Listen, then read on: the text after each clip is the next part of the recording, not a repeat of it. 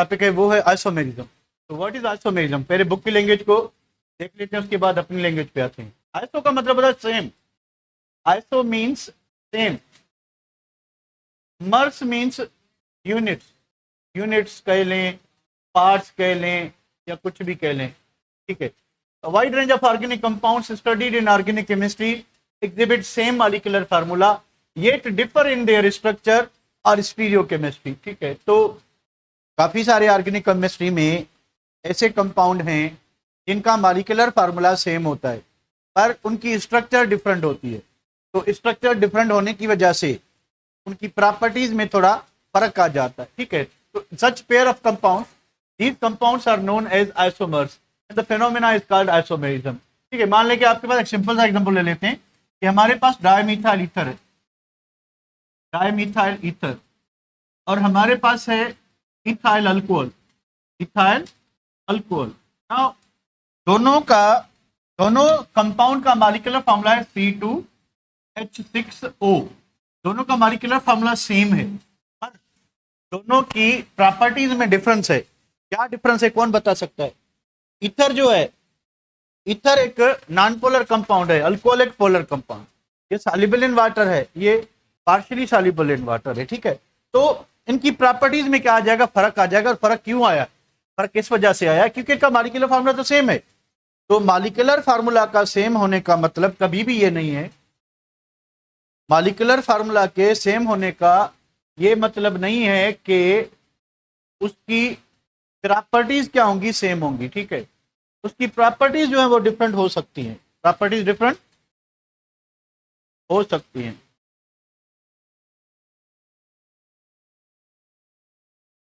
ठीक है बेटा। तो इनकी जो प्रॉपर्टीज डिफरेंट किस वजह से हैं? क्योंकि इनकी स्ट्रक्चर डिफरेंट है, इनकी कनेक्टिविटी डिफरेंस है, इनका बॉन्डिंग सीक्वेंस डिफरेंट है, इस वजह से इन दोनों कंपाउंड की जो प्रॉपर्टीज हैं वो डिफरेंट होगी। तो such pair of compounds are called isomers, ठीक।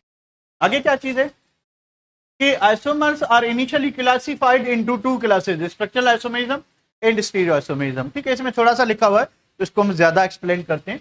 तो organic molecules having same molecular formula different in the way atoms are connected to each other, इसको स्ट्रक्चरल आइसोमर कहेंगे। पर ये बहुत ही एक वास्ट फील्ड है, तो इसको हम अपने तरीके से डील करते हैं। The word isomerism is taken from the Greek word iso means same, ये तो हम ऑलरेडी कर चुके हैं, फिर भी एक मरतबा। iso means what? Same, and mers means units or parts, mers means units or parts, whatever you say। अब है क्या? तो आइसोमर्स की डेफिनेशन ये होगी, डेफिनेशन सिंपल ये होगी कि the organic compounds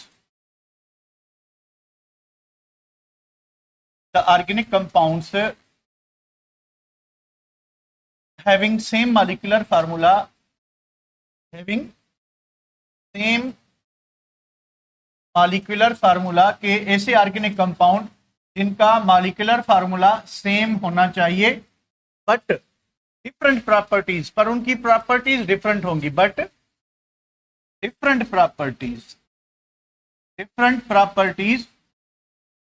उनकी प्रॉपर्टीज डिफरेंट होंगी ड्यू टू, किस वजह से हो सकता है? Due to number 1 connectivity of atoms, connectivity of atoms के एटम की जो कनेक्टिविटी है उसमें डिफरेंस हो सकता है। नंबर 2 बॉन्डिंग सीक्वेंस में डिफरेंस हो सकता है, कि बॉन्डिंग का जो सीक्वेंस है वो थोड़ा चेंज हो सकता है।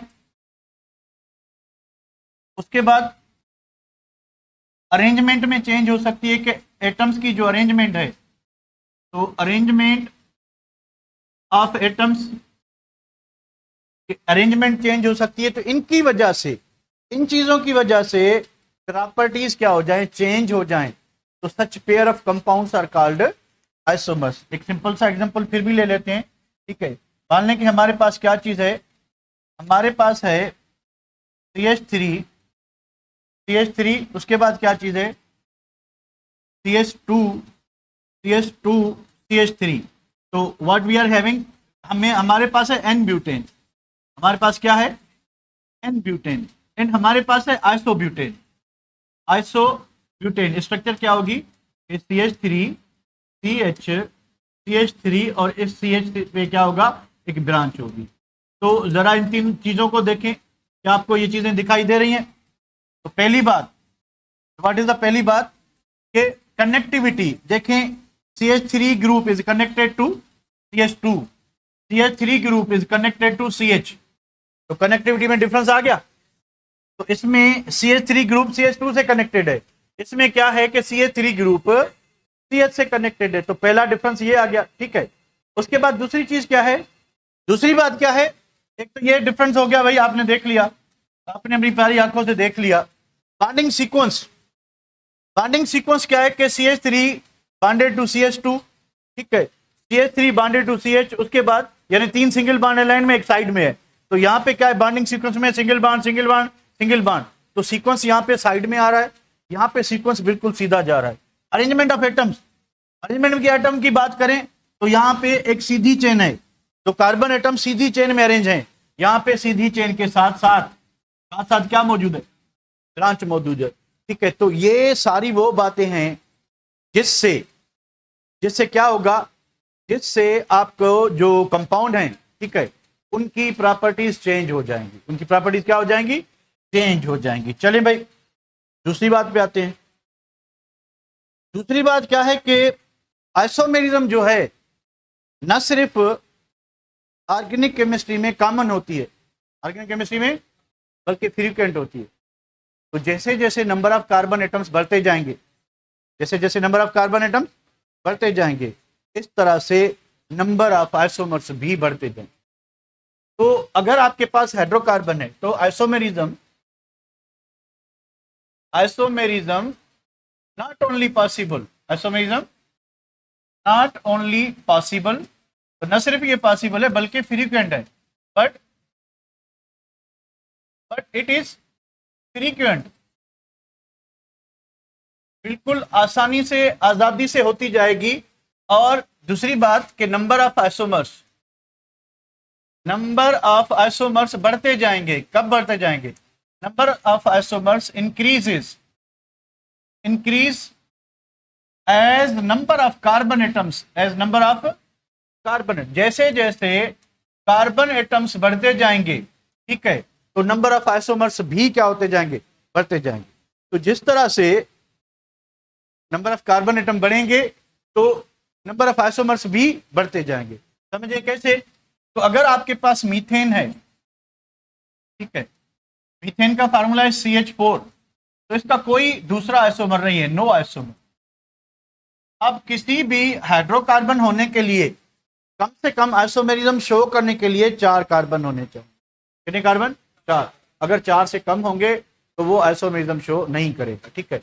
अच्छा, तो अगर आपके पास क्या चीज है, आपके पास है इथेन, ठीक है, इथेन अगेन नो आइसोमर, इसका भी कोई आइसोमर नहीं होगा, इथेन की सिंगल स्ट्रक्चर होगी, इसको हम 2 स्ट्रक्चर से शो नहीं कर सकते।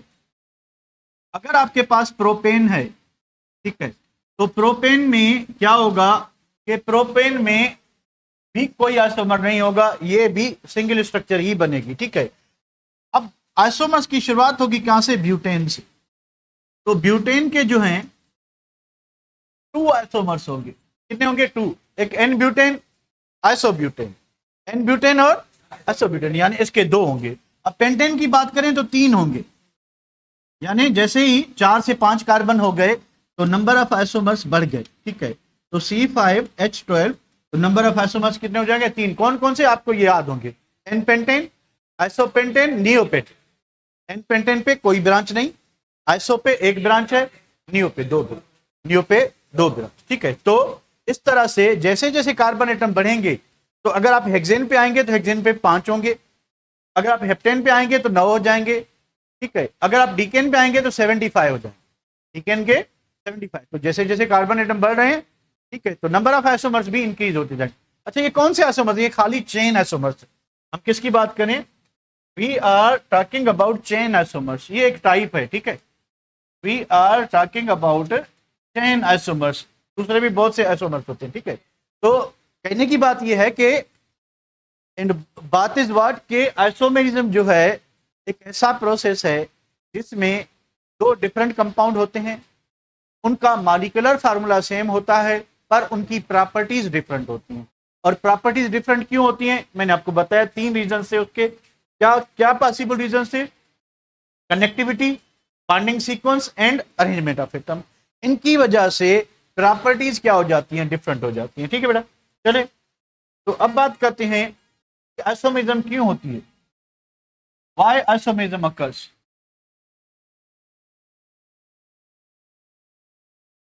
अगर किसी के पास आंसर है तो पहले ही बता दे, व्हाई आइसोमेरिज्म क्यों होती है,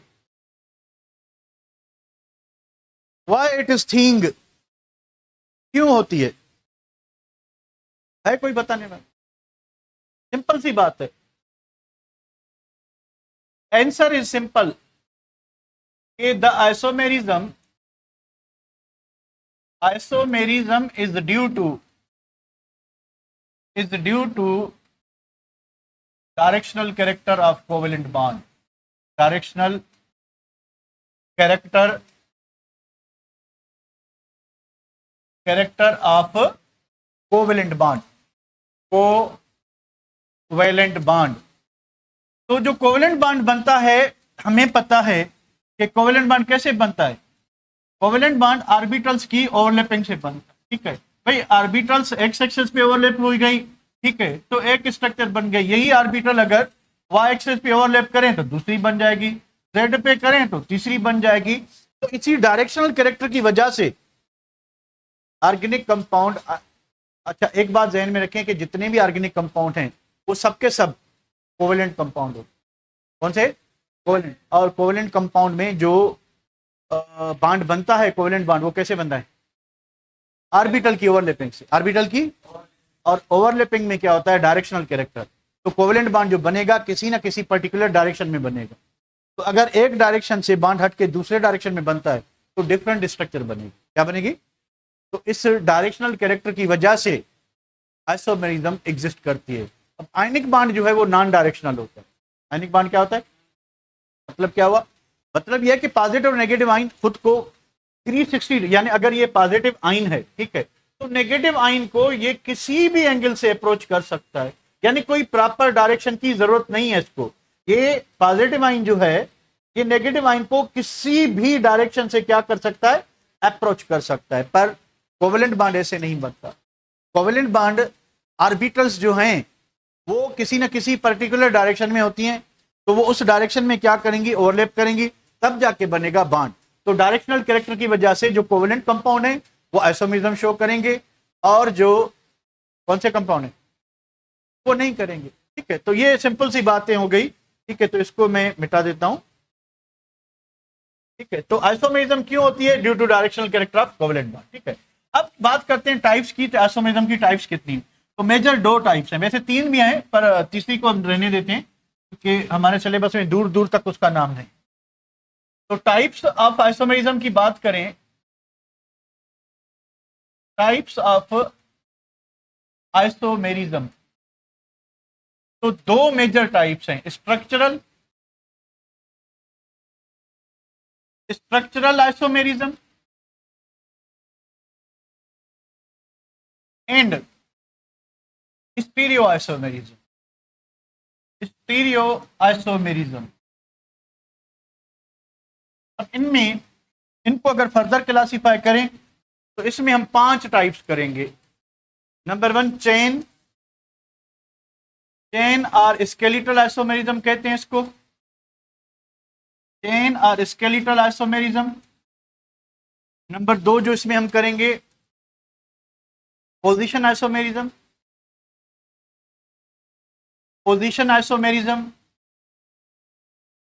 उसके बाद जो हम करेंगे functional group isomerism,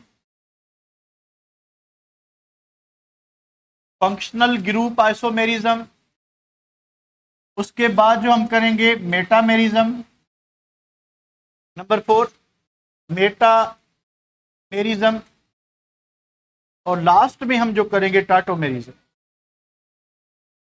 So these are the 5 types that we have to discuss in the structural isomerism। तो structural isomerism के ये 5 टाइप्स हम करेंगे, दूसरे भी होते हैं। ठीक है, इसके दो मेजर टाइप्स हैं, geometrical geometrical isomerism and optical isomerism. Optical isomerism, और इनके दो दो टाइप हैं फिर, यानी ज्योमेट्रिकल एंड ऑप्टिकल आर सब divided into two classes. Geometrical जो है उसमें होते हैं सिस और ट्रांस, ठीक है। इसमें दो होते हैं, प्लस माइनस, या आप इसको डी एंड एल कर सकते हैं, ठीक है। तो ये क्या होता है ये तो बाद में हम पढ़ते हैं। तो पहला मेजर डिफरेंस क्या होता है बिटवीन स्ट्रक्चरल आइसोमेरिज्म में और स्टीरियो आइसोमेरिज्म में, डिफरेंस क्या होता है, तो उस बेसिक पॉइंट को पकड़ के फिर टाइप पे आ जाते हैं, ठीक है। तो टाइप आज तो नहीं होगी, कल ही होगी। तो हम पहले बेसिक डिफरेंस देख लें कि स्ट्रक्चरल में और स्टीरियो में मेन डिफरेंस क्या है। चलें इस चीज को डिस्कस करते हैं। तो हम करते हैं कि एक एक एग्जांपल ऊपर लिख के अब इस साइड पे लिखते हैं स्ट्रक्चरल, इस साइड पे लिखते हैं स्टीरियो। स्टीरियो का मतलब है स्पेस, ठीक है। अब बीच में लगाते हैं बॉर्डर। तो एक एग्जांपल इधर जो लेते हैं स्ट्रक्चरल का, वो है आपके पास कि भाई CH3, वही सिंपल सा डाइमिथाइल ईथर वाला एग्जांपल लेते हैं, एडिथाइल अल्कोहल। तो क्या क्या आपको डिफरेंस फील होता है मैं आपको बताता हूं। यहां पे लेते हैं कि हमारे पास है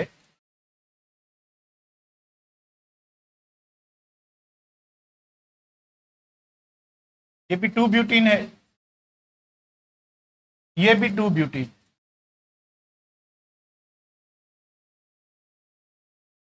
ये सिस 2 ब्यूटीन है, वो बहु 2 ब्यूटीन, सिस 2 ब्यूटीन, बहु 2 ब्यूटीन, ट्रांस 2 ब्यूटीन। फर्क क्या है इसको देखते हैं। पहला पहला इसमें इन दोनों आइसोमर में जो आपको चीज दिखाई देगी, नंबर वन, कि इनमें सेम क्या है। सेम क्या है, इनका सेम है मॉलिक्यूलर फार्मूला, सेम है इनका मॉलिक्यूलर मास, ठीक है। अब डिफरेंट क्या है, डिफरेंसेस बहुत ज्यादा है ना। तो डिफरेंसेस में नंबर पहली बात, बॉन्डिंग सीक्वेंस और बॉन्डिंग कनेक्टिविटी या connectivity of atoms. Connectivity of atoms और ग्रुप ऑफ एटम्स। कनेक्टिविटी को पहले डिस्कस करते हैं। देखिए जरा कि CH3 is bonded to oxygen, CH3 is bonded to CH2, तो कनेक्टिविटी सेम है डिफरेंट है, डिफरेंट है, ठीक है, डिफरेंट है। तो मैं टाटोमेरिज्म को काट देता हूं बेटा, कोई मसला नहीं, मैंने काट देते हैं, कोई मसला नहीं बेटा। दूसरी बात, दूसरी बात क्या, बॉन्डिंग सीक्वेंस। बॉन्डिंग सीक्वेंस को जरा देखें।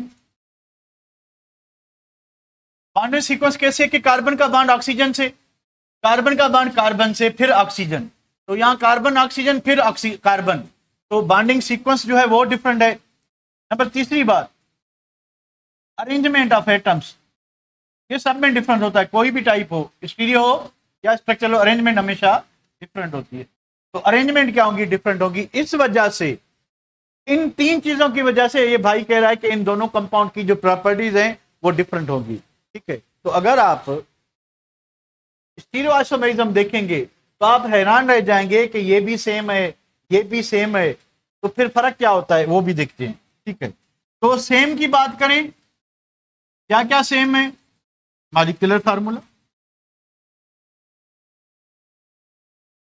मॉलिक्यूलर फार्मूला, मॉलिक्यूलर मास, उसके बाद क्या, कनेक्टिविटी। देखिए कनेक्टिविटी में कोई इशू है, देख लें जरा कि CH3 is bonded to double bond carbon, CH3 is bonded to double bond carbon, कोई फर्क नहीं है। फिर carbon is double bond carbon, carbon double bond carbon, फिर carbon single bond carbon, carbon single bond carbon, कोई फर्क नहीं है, ठीक है। तो बॉन्डिंग सीक्वेंस भी सेम है बिल्कुल, देख लें जरा कोई फर्क है, बॉन्डिंग सीक्वेंस भी बिल्कुल सेम है, ठीक है। क्यों सेम है, CH3 is bonded to double bond, CH3 is bonded to double bond, hydrogen is bonded to double bond, hydrogen is bonded to double bond, double bond is bonded to double bond, double bond is bonded to double bond, यानी हर चीज same है। तो difference कहां पे आ जाता है, difference आता है किसमें, डिफरेंस आता है arrangement, arrangement of atoms in space, कि थ्री डायमेंशनल स्पेस में एटम्स की अरेंजमेंट डिफरेंट है। कैसे डिफरेंट है?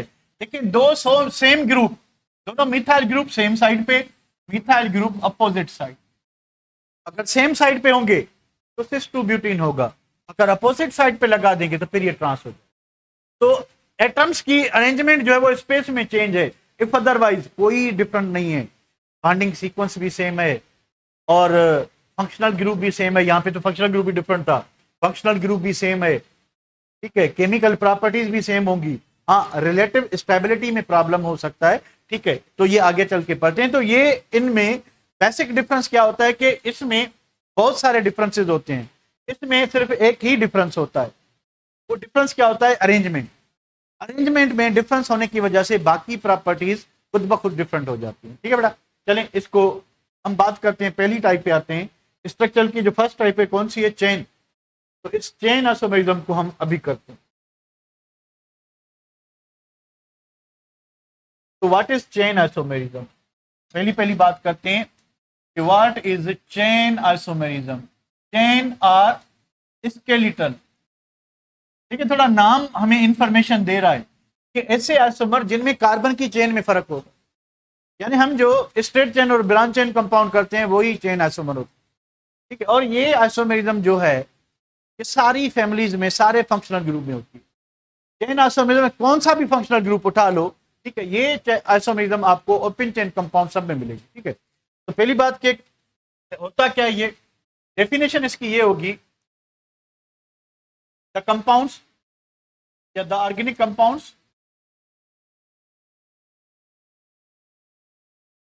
द ऑर्गेनिक कंपाउंड्स हैविंग क्या होना चाहिए? सेम क्या है भाई? Same molecular formula, same functional group, same chemical properties, but different क्या होगा इसमें?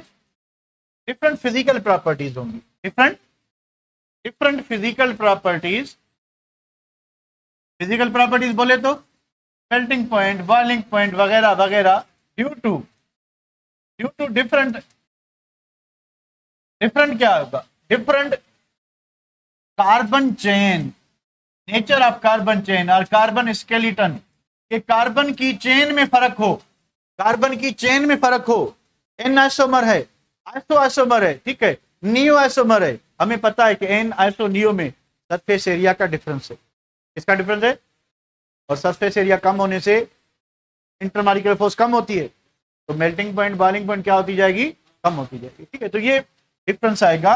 तो this isomerism is common in all families। तो जितने भी फैमिलीज हैं, जितने भी फंक्शनल ग्रुप्स हैं, उन सब में ये आइसोमेरिज्म पाई जाएगी। पर कंडीशन ये है कि कंपाउंड के पास कम से कम 3, 4, 5, 6 कार्बन होने चाहिए। 1, 2, 3 वाले चेन आइसोमेरिज्म नहीं देंगे। कम से कम कितने कार्बन होने चाहिए? 4। तो 4 होंगे तो हमें चेन आइसोमेरिज्म का कोई भी एग्जांपल मिल सकता है। अल्केन हो, अल्कीन हो, अल्काइन हो, सभी आइसोमेरिज्म शो करते हैं।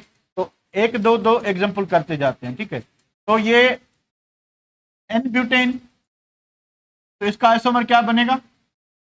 आइसोब्यूटेन। सीधी चेन है कार्बन की, चेन को एक साइड चेन बना ले सीधी चेन के साथ साथ, तो CH3। तो ये कौन से आइसोमर हो गए बेटा? पोजीशन आइसोमर है, चेन आइसोमर। तो कार्बन की चेन में डिफरेंट है, चेन में डिफरेंस आने की वजह से प्रॉपर्टीज चेंज हो गई। कौन सी प्रॉपर्टीज? केमिकल सेम होगी क्योंकि फंक्शनल ग्रुप सेम है। केमिकल प्रॉपर्टीज डिपेंड करता है किस पे? Functional group. अच्छा देखें, chemical properties and reactivity, they are two different properties.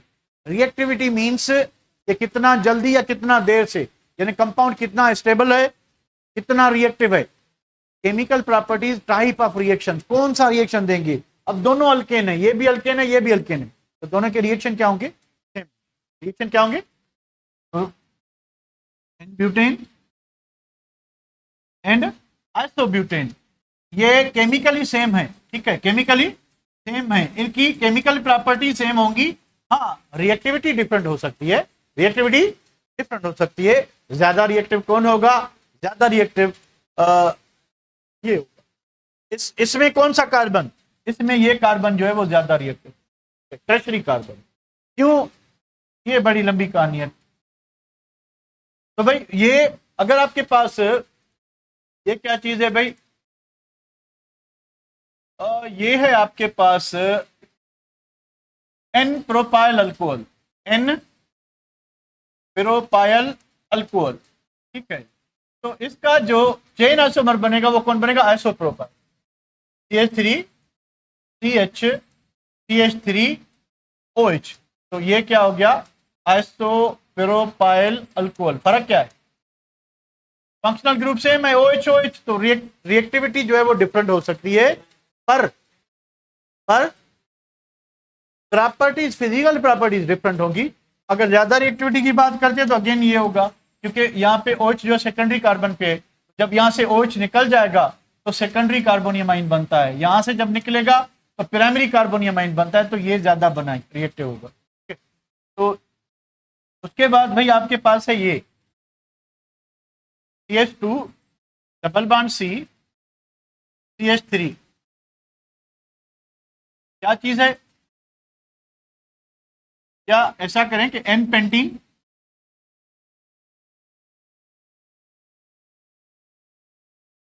And आइसोपेंटीन कर ले, CH2 double bond C CH3 CH2 CH3। देखिए दोनों में क्या फर्क है, N पेंटीन, ठीक है, या 1 पेंटीन कह लें आप, ठीक है, या खाली पेंटीन कह लें, कोई बात नहीं, पेंटीन आइसोपेंटीन। और आइसो होने के लिए क्या होना चाहिए, फंक्शनल ग्रुप के सेकंड लास्ट कार्बन पे ब्रांच होनी चाहिए, तो ये ब्रांच इधर होनी चाहिए, तो ये आपका होगा आइसोपेंटीन, आइसोपेंटीन, ठीक है। तो फर्क क्या है कि सीधी चेन वाला पेंटीन था, कार्बन की चेन में एक ब्रांच आ गई, कार्बन की चेन में एक, यहां तक क्लियर है। तो ये आइसोमेरिज्म ऐसी है जो साइक्लिक कंपाउंड को छोड़ के, क्योंकि साइकिल में जो है आपकी वो ब्रांच लगेगी, लग भी सकती है, नहीं भी लग सकती, ऑप्शनल है, पर ओपन चेन जितने भी कंपाउंड है, जो भी फैमिली है, जो भी फंक्शनल ग्रुप है, उन सब में ये आइसोमेरिज्म कॉमन है, ठीक है बेटा। यहां तक कोई प्रॉब्लम, यहां तक कोई प्रॉब्लम। एक और कर लेते हैं, पोजीशन आइसोमेरिज्म कर लें, टाइम रोज होता है, तुझे कहीं जाना है बेटा, हाँ, पोजीशन, पोजीशन आइसोमेरिज्म। अब देखिए कंपाउंड में पोजीशन आइसोमेरिज्म की डेफिनेशन अगर करें तो क्या होगा कि the organic compounds, the organic compounds having क्या होना चाहिए, सेम, सेम क्या होगा, same molecular formula, same functional group, same chemical properties, ठीक है, बट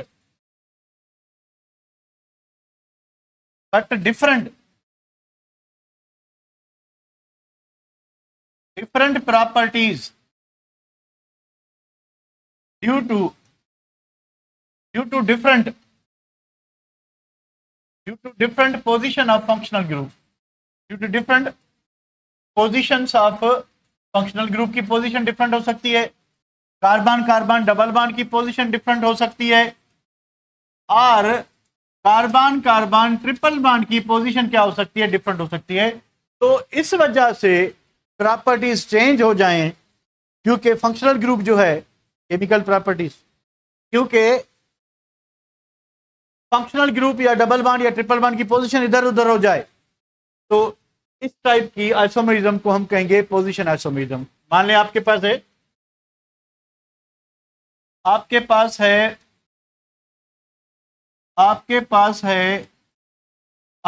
है वन ब्यूटीन एंड आपके पास है 2 ब्यूटीन, आपके पास है 2 ब्यूटीन, ठीक है। व्हाट इज द फर्क क्या है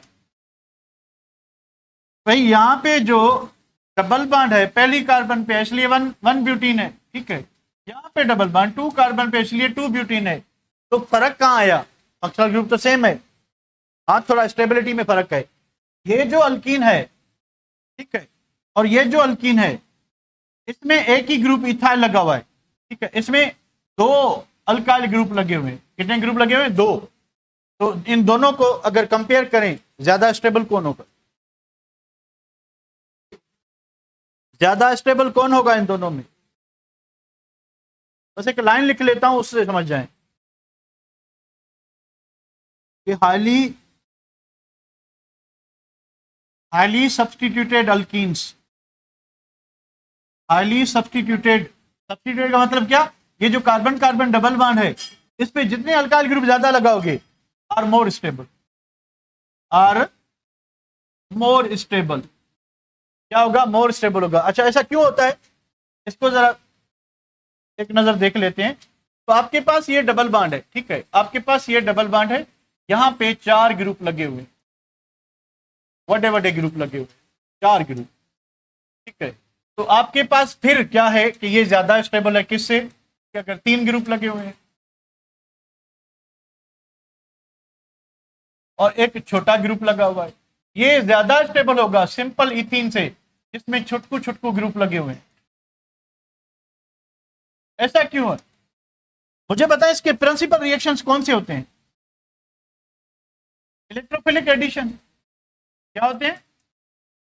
तो इलेक्ट्रोफाइल क्या करता है? पाई इलेक्ट्रॉन को लेता है, ठीक है। अगर यहाँ पे बड़े ग्रुप लगे हुए हैं, तो चांद जो है वो बादलों में छुपा हुआ है, चांद छुपा बादल में। क्यों? क्यों छुपा हुआ है चांद बादल में? हाँ, कुछ नहीं भाई, छोकरे ने दाल खाई थी, निकल गई, क्या बात है, कोई बात नहीं, कोई बात, ठीक है, ख्याल करना, जा होके आओ। तो अक्सर हो जाता है। अच्छा, बच्चे ने कंट्रोल करने की कोशिश की ना, थोड़ा जोर लग गया, प्रेशर डेवलप हो गया। तो इलेक्ट्रोफाइल ने क्या करना है? इलेक्ट्रोफाइल ने यहां से इलेक्ट्रॉन लेने हैं, ठीक है। तो इलेक्ट्रोफाइल जितना इजीली पाए इलेक्ट्रॉन पे पहुंच जाएगा, पहुंच सकेगा, उतना रिएक्शन क्या होगा? तेज होगा। तो ये जो बड़े बड़े ग्रुप हैं, ये क्या करें कि इलेक्ट्रोफाइल को रुकावट डाल रहे हैं, पाए बांड तक पहुंचने नहीं देंगे। तो जितने आप बड़े बड़े ग्रुप लगाओगे डबल बांड के बाहर, तो आपका अल्कीन क्या होता जाएगा? स्टेबल होता जाएगा। अल्कीन क्या होता जाएगा? स्टेबल। तो यहां पे देखिए छोटे छोटे ग्रुप है, तो हाइड्रोजन इतनी सी जगह ले रहा है, अब मिथाइल ग्रुप इतनी सी जगह ले रहा है, हाइड्रोजन इतनी जगह ले रहा है जितनी उसकी साइज है। तो अगर दो छोटे ग्रुप लगे होंगे, तो इलेक्ट्रोफाइल इजिली झपक सकता है, पाए बांड पे टूट सकता है, ठीक है। यहां पे बड़े ग्रुप रुकावट डाल रहे। तो सिंपल सी बात है, अगर हम वापस आए, तो डबल बांड पे एक साइड पे एक ही ग्रुप है जो रुकावट डाल रहा है, डबल बांड पे दो ग्रुप है जो रुकावट डाल रहे हैं। तो दोनों में स्टेबल कौन होगा? दोनों में स्टेबल कौन होगा? वन के टू, वन के टू, टू ब्यूटीन ज्यादा स्टेबल होगा। टू ब्यूटीन से ज्यादा स्टेबल कौन होगा? Two methyl two butene. उससे कौन ज्यादा स्टेबल होगा? Two three di methyl two butene.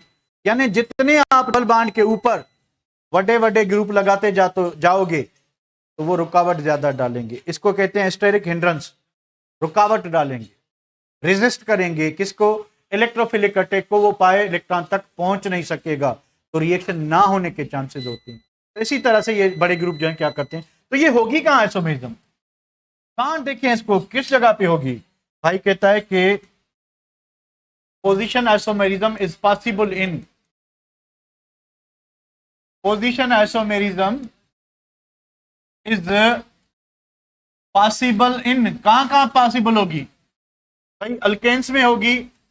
काफी लोगों को यह बात समझ नहीं आती कि अल्केन्स में नहीं होती, पर होती है। अल्कीन्स में होगी। अच्छा, जो भी फंक्शनल ग्रुप जो है चेन के बीच में आता है, चेन के बीच में क्या आता है? डबल बॉन्ड आता है, ट्रिपल बॉन्ड आता है, उसके बाद ऑक्सीजन आता है कीटोन में, अल्डिहाइड का आखिरी आखिरी में होता है, कार्बोक्सिलिक एसिड का आखिरी आखिरी में होता है। तो ये जो आखिरी में ग्रुप होते हैं, वो chain isomerism show, sorry, position isomerism show नहीं करते, जो रिजिड होते हैं, ठीक है। तो अल्केन्स, अल्कीन्स, अल्काइंस, ईथर्स, उसके बाद उसके बाद secondary amine, not primary amine, secondary amines, उसके बाद टर्शरी अमाइन, उसके बाद कीटोन्स। ठीक है, ये आइसोमेरिज्म शो करते हैं। ठीक है, यानी position isomerism is shown by, कौन नहीं करते, कौन नहीं करते, अल्डिहाइड, अल्कोहल भी शो करते हैं। ठीक है, aldehydes, carboxylic acid, carboxylic acid, उसके बाद एसिड हैलाइड, उसके बाद आपके अमाइड। ये ऐसे फंक्शनल ग्रुप हैं जो पोजीशन आइसोमेरिज्म शो नहीं करते। तो एक एक कोई भी बताओ जिसको एक्सप्लेन करें क्यों करता है क्यों नहीं करता, कोई भी बताएं, कोई भी बताएं कौन सा। कीटोन कर लें, alcohol, 1 propanol 2 propanol, 1 propanol OH on the first carbon, 2 propanol OH on second carbon, तो ये करता है।